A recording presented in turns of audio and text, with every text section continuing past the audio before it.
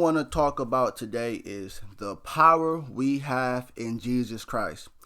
Now, I believe today the Christianity has devolved more into a religion than a relationship with Jesus Christ.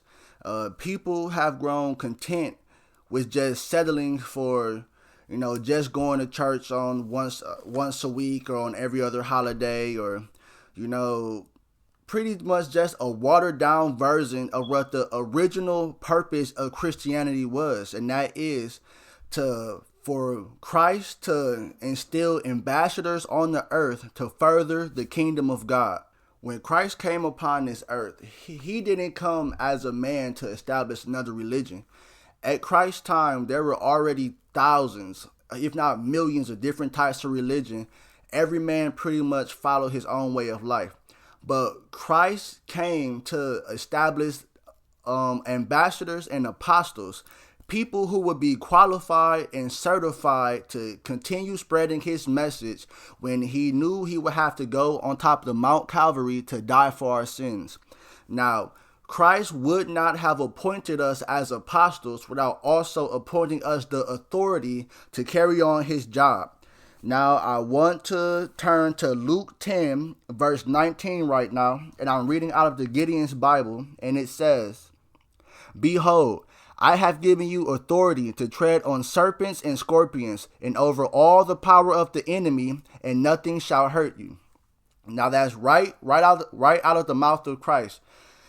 Today in the church and in the world in general, we don't see people living with authority much at all. Everybody seems to be playing the victim card, falling victim to different circumstances and just kind of being lost in the flow of life. But what Luke chapter 10 verse 19 says is that we have Christ-given authority. All who believe on Christ, worship Christ, but we have been given a share of the authority of Christ in order to carry out Christ's mission. And the authority entails that we will have the power to tread on serpents, on scorpions, and over all the power of the enemy, and that nothing shall be able to hurt us. Nothing means nothing at all. No sickness, no disease, no accident. But a lot of Christians, even myself up until recently, we all can admit that we really don't have much power at all, and definitely not the power to tread on serpents and scorpions and over all the power of the enemy. Why is that? Well, I can say because most of us don't really read the Bible enough to understand the power we have and the promises given to us. So if we don't know that something is ours, how can we lay claim to it? I feel like one of the greatest tricks Satan is pulling on the church right now is keeping us content with just going to church and hearing a third-hand version of the Word of God versus picking up the book ourselves, being led by the Holy Spirit to, pinpoint the passages that can be most useful to our life and our current situations. We pretty much hear the same sermons year after year, worded a little differently, but there's no power coming from the pulpit today. There's a bunch of vain repetitions. They preach what they want to preach, but there's no substance nowadays. I've come to bring back the substance that Christ gave us in the beginning, that we somehow lost throughout the ages, listening to man instead of listening to our Messiah. 1 John chapter 4, verse 4 reads, "Little children, you are come from God and have overcome them, for he who is in you is greater than he who is in the world." For he who is in you is greater than he who is in the world. Now, that statement entails power. If he who is in me is greater than he who is in the world, how can I be overwhelmed by situations that come to me from the world? If the Bible implicitly says he who is in me is greater than he who is in the world, and if I'm not living in that sort of power and I'm being overwhelmed by the world's circumstances, which would give me the evidence saying that he who is in the world is greater than he who is in me, I don't have to question the Bible. I would have to question exactly who it is that is in me. Who is influencing my actions? Who is influencing the way I go about my life? And what is my motivations behind the things that I do? If the Bible says He who is in me is greater than he who is in the world. And if I'm not seeing that in my life, I can't blame the Bible. I have to readjust myself and become more in the line with the promises of the Bible in order to lay claim to the benefits of the promises that are listed in the Bible.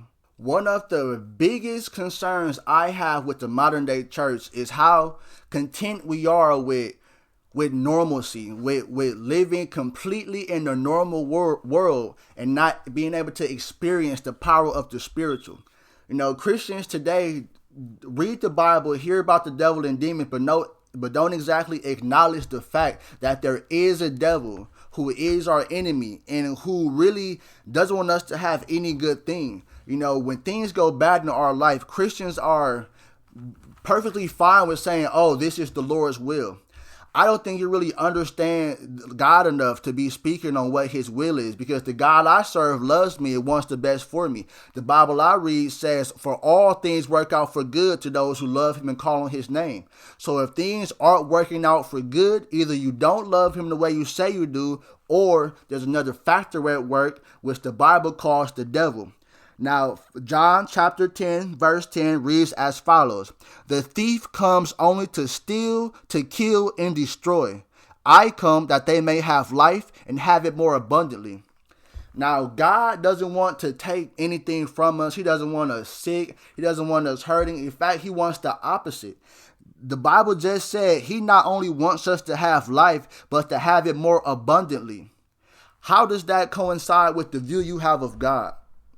Do you see God as somebody who wants you to have life and have life more abundantly? Or do you view God as someone who wants to punish you, take away your fun, and really kind of just like a stick in the mud? Well, this verse says that the thief comes to steal, to kill, and destroy. He wants to steal your joy, steal your opportunities, steal your hope. He wants to kill you. He wants to destroy anything that you could possibly build. So if that's happening in your life, that's not God. That's not of God. That is the manifestation of Satan at work in your life. But the Bible says we have the power to counteract that as long as we come to the source of all power, which is Christ Jesus. Now, the time I have for this broadcast is running short, so I'll wrap it up with 2 Timothy chapter 1, verse 7. And that says, for God gave us a spirit, not of fear, but of power and love and self-control. Fear has become a part of a normal day, a normal part of our life. Like, we accept being scared of things, and that's really unbiblical.